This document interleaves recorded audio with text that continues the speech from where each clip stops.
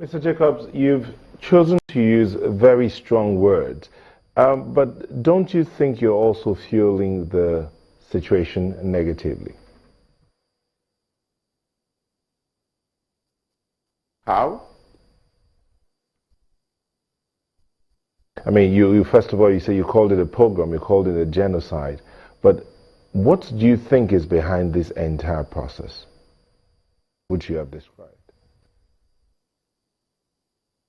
First of all, there is no better word to describe the killing of unarmed, sleeping villagers who are known to live only a sedentary, triangular life.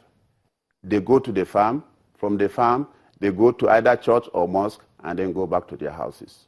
They know nothing besides living in peace.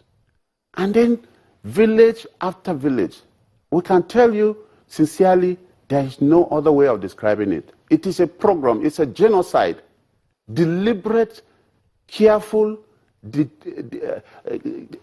decimation of whole communities, killing of innocent people who are not engaged in any battle with anybody.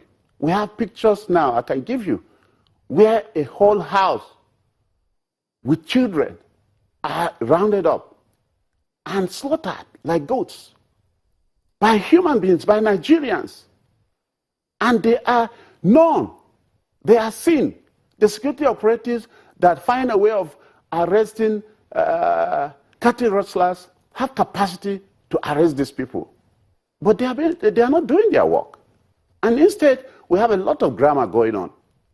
So it is genocide, my brother. And we have no other word to describe it. Because they have gone from one village to the other, and they have targeted specific people, and they are not apologetic about it. They have owned up to it, and they give explanations every time. Sometimes they say that their cattle were stolen. And I've never seen in any of these attacks where stolen cattle was recovered. Instead, human beings. And we're talking about human life. And I'm not talking about 2, 3 persons. I'm talking of hundreds. Within the last few months, we can count up to 2,000 dead people with names, with families. What do you call that? We don't have any better word to describe it. And it is going on unchallenged. That is the biggest problem, and that is the biggest challenge. That not more than 150 kilometers from Abuja, this is happening. And government, both at the state level and the federal level, is unable to stop it. They wake up any day they feel like and attack any chosen village. And like you heard in the report you played. Just hang on a moment. We'll take a quick break, but we'll be back and then talk about suggestions. What do you think should be done to end this? Join us again.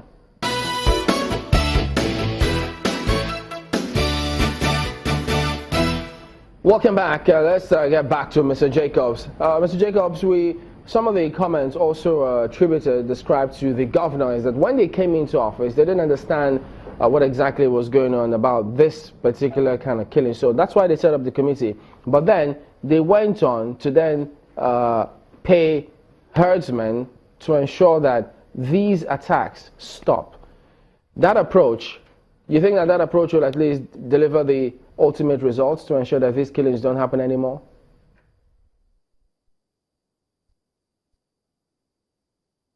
That is very contradictory as far as I'm concerned. Government, first of all, must secure lives. Targeting the attackers for compensation, paying them money to stop attacking your citizens. That is the strangest form of diplomatic gaffe that I've ever heard of. That a government knows the killers of its citizens.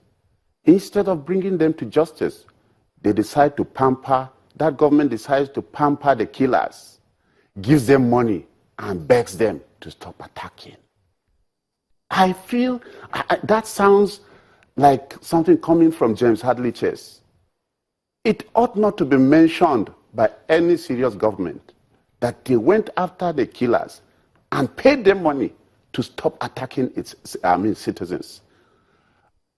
I feel very sad that Nigeria is being run this way. And I feel very sad that my community is the victim here. If you know the person killing your family members, do you go and give him money? These are questions that government must address.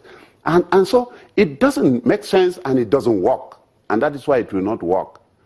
Actually, the reasonable interpretation should be that they provided more money for the attackers to buy more arms.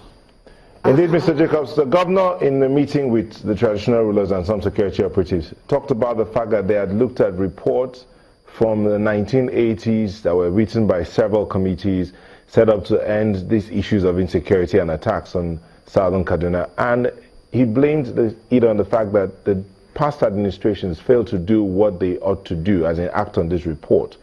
In your opinion, what should be the best way to end this once and for all? When you have a task force to stop cattle stealing, and it works, what stops you from immediately making that task force to do the same thing in respect of human life? Human beings under your watch as the chief security officer are being killed, not just in tens, but we're talking of hundreds. They are being killed. You wait for paperwork before you send a task force? Did you wait for a task force, a committee, before you send a task force in respect of the cattle rustlers? We're saying prompt action, positive, prompt, and decisive action is what is lacking. And that is why people are saying that the government is complicit in these attacks. Otherwise, there is no reason why anybody should be reading reports.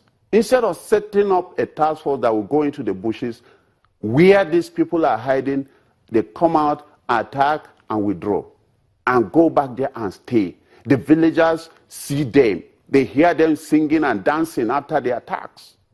And they are there. Why is government not interested in flushing them out of the communities where they go to attack? All right, Mr. Jacobs. Spirits. They are sin. That's the point where we have to anchor. We'll, of course, follow up on that, your conclusion, but we appreciate your comment on this morning. Mr. Mike Jacobs is a former Attorney General in Kaduna State. We'll be back in just a moment and continue on this matter. Don't go away.